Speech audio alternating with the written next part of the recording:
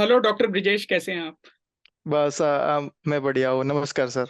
नमस्ते नमस्ते। तो सबसे पहले तो आपको और आपके पूरे परिवार को, खासतौर से पेरेंट्स को मेरी तरफ से और पूरी टीम सेरिबेलम की तरफ से हार्दिक बधाई कि आपने एक ये एग्जाम क्लियर किया। Thank you so much. Doctor Brijesh, पहले तो ना मुझे अपने बारे में बताओ, अपने बारे में, अपने परिवार, कॉलेज, आपने ये एग्जाम में क्या स्कोर निकाला। स्कोर मेरे लिए इंपॉर्टेंट नहीं, बट स्टूडेंट्स जो सुनेंगे, इंटरव्यू देखेंगे, उनके लिए इंपॉर्टेंट है। नमस्कार, मेरा नाम मालवीय ब्रिजेश जयसुख भाई है। मैंने इस एफएमजी एग्जाम में 159 मार्क्स स्कोर किए हैं। और मैं एक गुजरात में एक छोटे से गांव से हूँ। राजकोट से 100 किलोमीटर है। और अराउंड गिर नेशनल पार्क के पास है। अरे वाह! गिर नेशनल पार्क में आऊंगा बहुत जल्दी फोटोग्राफी के लिए। हाँ। और राजकोट में आ चुका हूँ कम से कम 5 बार क्लासेस लेने के लिए। हाँ। अब वहां पे मेरे एक दोस्त हैं डॉक्टर चिंतन, वो क्लासेस ऑर्गेनाइज करते थे, उनके साथ मैंने किए। बहुत बढ़िया। आपने कहाँ से ग्रेजुएशन की है? कॉलेज कहाँ से था आपका? मैंने मेरा graduation Altai state medical university Russia से किया है। ओके। डॉक्टर ब्रिजेश, बताना चाहेंगे मतलब कैसे आपने इसकी प्रिपरेशन शुरू की और कब करी और क्या क्या करा? मैंने बेसिकली मैंने प्रिपरेशन मेरे लास्ट ईयर एमबीबीएस में वहीं कर दी थी। स्टार्टिंग से ऑनलाइन रिसोर्स मैंने यूज किए थे। और फ्रॉम लाइक मेरे फ्रेंड्स ने बताया कि ऐसे प्रिपरेशन करनी है और सब्जेक्ट्स वन बाय वन अभी से स्टार्ट कर दो। तो बेसिकली सीनियर्स ने भी बोला था कि अभी से स्टार्ट कर दो तो अच्छा रहेगा कि आगे मतलब हर्डल नहीं रहेगी। लास्ट टाइम में सब 4-5 मंथ में बेसिकली एग्जाम के टाइम पे नहीं होगा। ओके। तो इंडिया कब आए आप फिर प्रिपरेशन के लिए? मेरा ग्रेजुएशन कंप्लीट हो गया था जुलाई में, हम्म। 7 जुलाई 2022। हम्म। And after that word I was staying in Delhi and did some coaching hmm. And अच्छा। ओके डॉक्टर ब्रिजेश, जैसे काफी स्टूडेंट्स होते हैं जो, मैं तो अब 17 साल हो गए पढ़ाते हुए फॉरेन मेडिकल ग्रेजुएट्स को, तो काफी मेरे ऐसे दोस्त हैं जिन्होंने वहां पे बिल्कुल पढ़ाई नहीं की। यहाँ पे आते हैं 6 महीने में, थोड़ा बर्डन ज्यादा लगता है। तो क्या 6 महीने में भी तैयारी करके इस एग्जाम को क्लियर करा जा सकता है? मतलब डेडिकेशन और पैशन और कंसिस्टेंसी में बोलना चाहूंगा, तीनों एक साथ हो तो कर सकते हैं, ऐसा नहीं है। पर बेसिकली हम जब आगे से जल्द पहले यूनिवर्सिटी में स्टार्टिंग कर दिया हो तो इजी रहता है कि मतलब सब सब्जेक्ट एक साथ करने होते हैं। 19 सब्जेक्ट तो लोड नहीं पड़ता। हम्म। और जब माइक्रोबायोलॉजी एनाटॉमी वो फर्स्ट ईयर के सब्जेक्ट थोड़े टफ लगते हैं अभी, क्योंकि लास्ट ईयर के सब्जेक्ट तो सब न्यू रिवाइज ही होते हैं और तो हम्म। अच्छा रहता है। मतलब कंसिस्टेंसी होनी चाहिए। कोई भी स्टार्टिंग से किया 10 से 12 घंटे हमने किया पर डे, 80 से 100 MCQ करने हैं, सब हम्म। कंसिस्टेंसी हो तो सब कर सकते हैं। अच्छा। डॉक्टर ब्रिजेश, आपके इस इंटरव्यू को ना काफी हजार स्टूडेंट देखेंगे और आपको फॉलो करेंगे, क्योंकि उन्हें भी एग्जाम क्लियर करना है।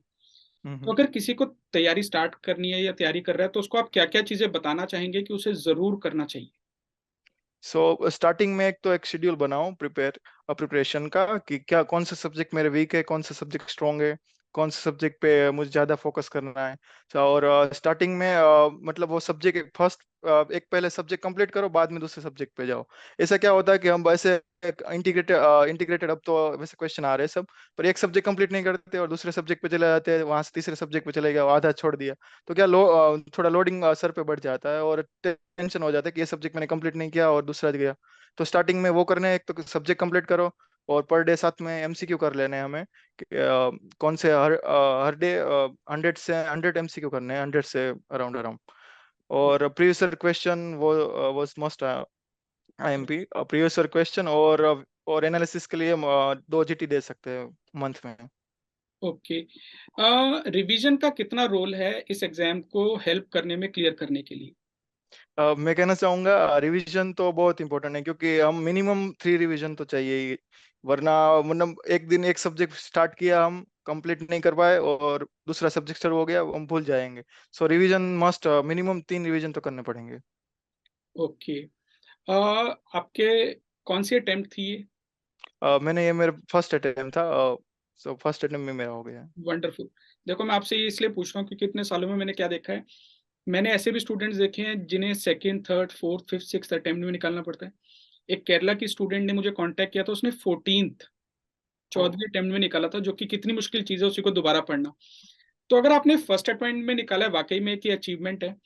तो मेरे ख्याल से जो मुझे समझ में आया अब तक, मैं स्टूडेंट्स के लिए समराइज कर देता हूँ। आप कह रहे हो कि तैयारी कॉलेज से ही शुरू करो, डेली एमसीक्यू प्रैक्टिस करो, कोशिश करो कम से कम 3 रिवीजन कर पाओ, 2 ग्रैंड टेस्ट हर महीने दो। ग्रैंड टेस्ट चाहे डिफिकल्ट आते हो, लेकिन उससे आपको एक ट्रैक मिलता है कि कैसे आपको फॉलो करना है। सब्जेक्ट को कंप्लीट करो। और कोई चीज जो आप इसमें ऐड करना चाहेंगे?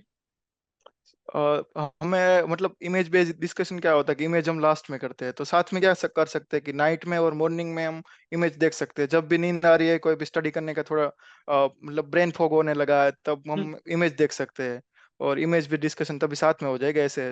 मतलब ओके। तैयारी आपने अकेले की या दोस्तों के साथ की मिलके? मतलब मैंने अकेले की है वैसे। वैसे दोस्त सब साथ में थे, मतलब वैसे मैं सोलो था स्टडी में, ग्रुप अच्छा स्टडी नहीं दोस्तों। ऐसे सिंगल। अच्छा, हाँ दोस्तों का निकल गया एग्जाम सबका?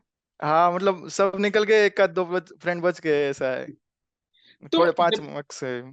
अच्छा ओके, देखो हम्म। वैसे तो आपकी फर्स्ट अटेम्प्ट है, लेकिन काफी स्टूडेंट्स हैं जो सेकंड थर्ड फोर्थ अटेम्प्ट देते हैं, बार बार परेशान हो जाते हैं कि टेंशन होती है, डिप्रेशन होता है। आपको कभी टेंशन हुई?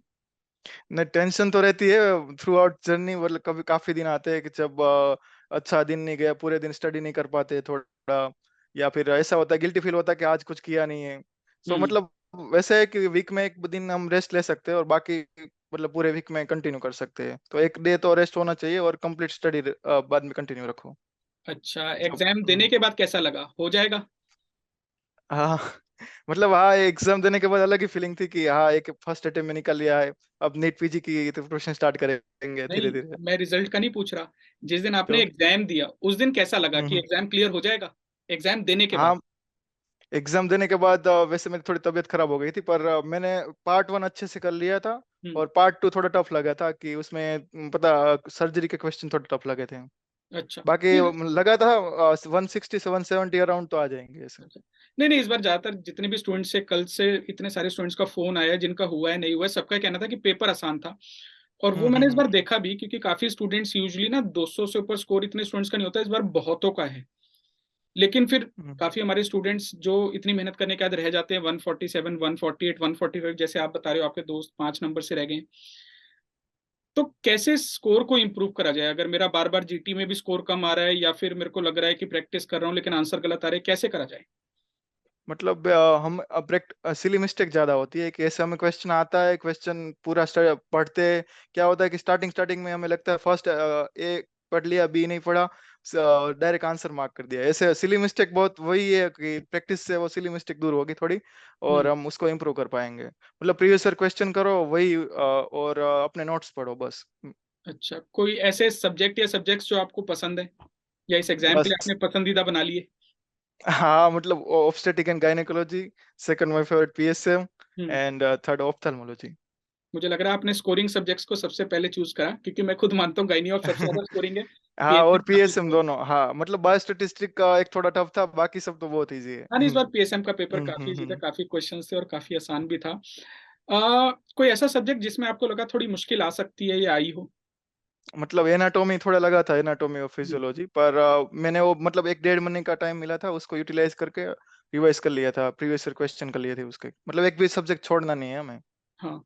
तो डॉक्टर ब्रिजेश सिर्फ पढ़ते रहे या कभी बीच में एंजॉय भी करते थे? हाँ, एंजॉय करते थे। मतलब वही है, मतलब थोड़ा बहुत गेम खेल लिया, ये कर लिया, मतलब ज्यादा नहीं, पर थोड़ा बहुत रिफ्रेशमेंट तो चाहिए। अच्छा, आपके रिजल्ट से आपको ज्यादा खुशी हुई या घर में बाकी मेंबर्स और पेरेंट्स को ज्यादा खुशी हुई? डेफिनेटली सबको खुशी हुई कि वैसे क्लियर क्लियर हो गया फर्स्ट अटेम्प्ट में। अरे वाह, क्या बात है। अच्छा, अपने बारे में कुछ पर्सनल कोई ऐसी चीज शेयर करना चाहोगे, चाहे कॉलेज की हो, घर की हो, फैमिली लाइफ की हो, कोई भी लाइफ की, जो पढ़ाई से रिलेटेड ना हो? मतलब मैंने जब मैं वैसे तो मेरे गांव में से मैं पहला डॉक्टर हूँ कि मैं बाहर स्टडी करने के लिए गया, अरे एमबीबीएस वाह, के लिए। बहुत बढ़िया। वो मेरे लिए थोड़ी गर्व की बात है। बहुत बढ़िया। नहीं नहीं, ये आपके लिए नहीं, सबके लिए बहुत गर्व की बात है। लेकिन गांव में वापस आके सर्विस भी देना जब मौका मिले। हाँ हाँ, वो तो है। मतलब पीएसएम से ग्राउंड लेवल पे जा सकते हैं ऐसे। हाँ, कोशिश करना वापस आके कर सको, अगर किसी रीजन से ना आ पाओ तो भी गांव से जुड़े रहना और उसमें अपनी सर्विसेज जरूर देना किसी ना किसी तरीके से। फायदा तभी होगा हाँ ना। हाँ, वो तो सर है। है ना? नहीं नहीं, चलो अच्छी बात है। और आगे क्या सोचा है? आगे का अभी इंटर्नशिप करनी है, उसके साथ साथ मैं प्रिपरेशन कंटिन्यू रखूंगा वैसे एग्जाम के लिए। पीजी एंट्रेंस का सोच रहे हाँ हाँ। हैं? बहुत बढ़िया, आई थिंक डिसीजन है और हो भी जाएगा। आपने जो भी एफएमजी के लिए करा है, आई थिंक उसमें सिर्फ 20-30% एक्स्ट्रा एफर्ट अगर आप मारोगे, मैं इतने सालों से देख रहा हूँ। अब तो आपकी जो एग्जामिनेशन बॉडी है एफएमजी की और नीट पीजी की, दोनों की वो भी सेम है, नेशनल बोर्ड ऑफ एग्जाम। तो उनका ना क्वेश्चन बैंक भी सेम है। इनफैक्ट दो हम्म। तीन साल में ऐसा भी हुआ है कि कभी कभी आपका एफएमजी पेपर नीट पीजी से भी ज्यादा डिफिकल्ट आया है। तो मैं हम्म। इतने कई सौ एफएमजी स्टूडेंट्स को जानता हूँ जिन्होंने आराम से नीट पीजी निकाला है और क्लिनिकल ब्रांच उठाई है अपनी मर्जी की अपनी स्टेट में। तो इतनों को मैं जानता हूँ जो medicine, surgery, ortho, gynae, PSM, जो भी उन्हें सब्जेक्ट चाहिए वो कर रहे हैं। तो डेफिनेटली ये पॉसिबल है, मेहनत आप कर ही रहे हो, करते आए हो, तो मेरे ख्याल से आगे भी कर लोगे। Yes sir. जो कोई और ऐसी चीज जो आप शेयर करना चाहते हो किसी भी बारे में? मतलब आपकी बात वैसे पता है मुझे कि हम मतलब एक बार करियर बनाने के लिए आपको 10 साल तो देने हैं मिनिमम अपने मेडिकल फील्ड में, बाद में आप कुछ बन पाएंगे। और वैसे कंसिस्टेंसी अपने रखनी है और मेंटेन रखनी है, और प्रीवियस ईयर क्वेश्चन करने हैं ये सब। मेन तो ये प्रीवियस ईयर क्वेश्चन है, कोई भी एग्जाम हो प्रीवियस ईयर क्वेश्चन करने हैं लास्ट 5 ईयर के। हम्म, वो मेन बात है। और मैं आपकी बात याद है 25 आपने बोला था नीट पीजी के लिए 25% आपको मोर करना है और बाकी हो जाएगा आपका। नहीं, ये आपने बिल्कुल सही बात बोली। ये मैं स्टूडेंट्स को वैसे भी बताता हूँ कि किसी हम्म। भी फील्ड में, चाहे वो एनेटमी पीएसएम हो, चाहे मेडिसिन, सर्जरी या रेडियोलॉजी हो, अगर आपको अपना नाम बनाना है तो 8 से 10 साल तो मेहनत करनी पड़ेगी, उसके बाद मुड़ हम्म। के नहीं देखना पड़ेगा। मैं आपसे इसलिए शेयर कर रहा हूँ क्योंकि ना स्टूडेंट ज्यादातर मुझे आके सीधा ही बोलते हैं कि सर मुझे आपके जैसा बनना है, आपको जो हम्म। शौक है मुझे वो भी शौक है, मुझे भी वो पूरा करना है। तो मैं उन्हें बताता हूँ कि वो सब टाइम आएगा, लेकिन 5 से 10 साल दे दो, उसके बाद सेटिस्फेक्शन लेवल बढ़ता जाता है और पैसे की इतना सोचने की जरूरत नहीं, वो अपने आप आ जाता है जैसे जैसे आप फील्ड में आगे बढ़ते हो। तो वैसे कोई फील्ड अभी आइडेंटिफाई नहीं की पीजे के लिए? अ, वैसे तो अभी पहले एग्जाम क्लियर करने का पे फोकस है, और बाद में मैं सर्जरी के बारे में सोच रहा हूँ। अच्छा, सर्जरी के बारे में सोच रहे हैं? नहीं, जिस हम्म। सर्जरी मिल जाएगी आपको, हम्म। बस लगे रहो, सर्जरी करो। जनरल सर्जरी सोच रहे हो या कोई स्पेसिफिक आगे आगे स्पेशलिस्ट उसका सोच रहे हो? नहीं, अभी तो जनरल सर्जरी का सोचा है। चलो चलो, बहुत बढ़िया। तो अपना नर्सिंग होम बनाओगे गाँव में? हाँ मतलब वहाँ गांव में तो सेवा देनी है, सब ने वैसे सबके आशीर्वाद से पहले ये टर्म में हो गया तो। नहीं नहीं, बहुत बढ़िया। तो मुझे कब बुलाओगे अपने गाँव? आपको आना है वैसे, जब फ्री मिलो ये राजकोट आओ तो यहाँ मुझे बोलना है, आपको आना ही है यहाँ पे। नहीं, मेरा ना गिर आने ये का काफी टाइम से प्रोग्राम है, उसमें बस प्रॉब्लम ये होती है कि ना गिर से मतलब राजकोट से भी ट्रेवल करना पड़ता है। हाँ वैसे मेरे वैसे एक दूसरा सफारी पार्क भी है मेरे वहाँ पे, यहाँ पे नजदीक में। अच्छा, हम्म। ओके। चलो, मैं आपको और डॉक्टर चिंतन दोनों को टच में रहूंगा, और वहां पे आएंगे और आपसे पार्टी भी लेनी है इस एग्जाम क्लियर यस होने सर, की। क्योंकि डेफिनेटली। मैं बताऊं, कई बार मुझे ऐसा लगता है कि जैसे फर्स्ट अटेम्प्ट में क्लियर हो गया ना तो थोड़ा हम रियलाइज नहीं करते कि एग्जाम कितना मुश्किल है। मुश्किल हम्म। किस लिए कि आप बाहर जाके जब ग्रेजुएशन करते हो, कई बार कुछ कॉलेजों में शायद इतनी पढ़ाई नहीं कराते हम्म। जितना यहाँ पे जरूरत है, या कुछ सब्जेक्ट ऐसे होते हैं जैसे पीएसएम वगैरह जो वहाँ पे ज्यादा नहीं पढ़ाते, या सर्जरी है हम्म। जो ज्यादा नहीं पढ़ाते, और यहाँ के करना पड़ता है। तो स्टूडेंट्स को उसमें डिफिकल्टी आती है। तो आपने जो करके दिखाया है वाकई में अचीवमेंट है। तो आपको अपने बाकी फ्रेंड्स को भी मोटिवेट करना है जिनका एग्जाम रह गया, और जो वीडियो देख रहे हैं। देखो, हमने आज इंटरव्यू को हमेशा ऑनेस्ट रखना चाहिए, मैंने किसी प्लेटफॉर्म की बात नहीं की, किसी टीचर के नाम की बात नहीं की। तो आई थिंक स्टूडेंट्स को भी समझ में आ रहा है कि मेहनत करना जरूरी है, बाकी सब कुछ सेकेंडरी है। तो जाने से पहले कुछ और कहना चाहोगे?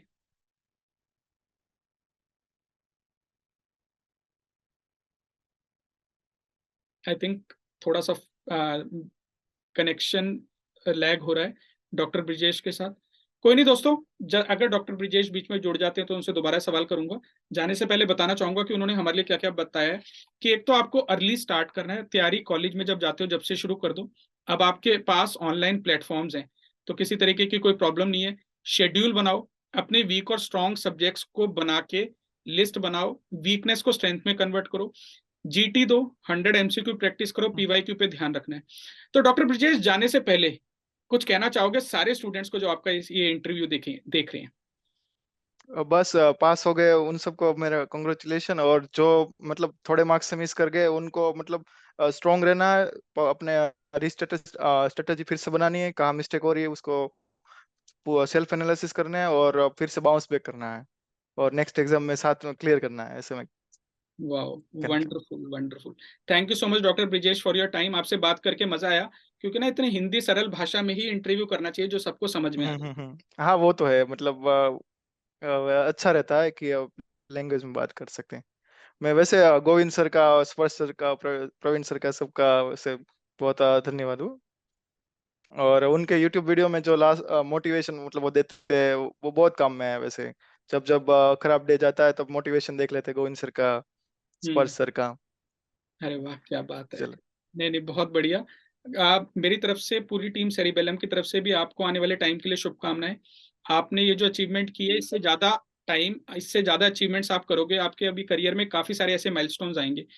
तो आपको पूरी तरीके से हम सब की तरफ से all the best, stay on course. अपना ध्यान रखो, अपनी फैमिली का ध्यान रखो, और अपने गांव को मत भूलना। Thank you so much sir, और thank you cerebellum team. Okay, bye bye, take care. Thank you sir.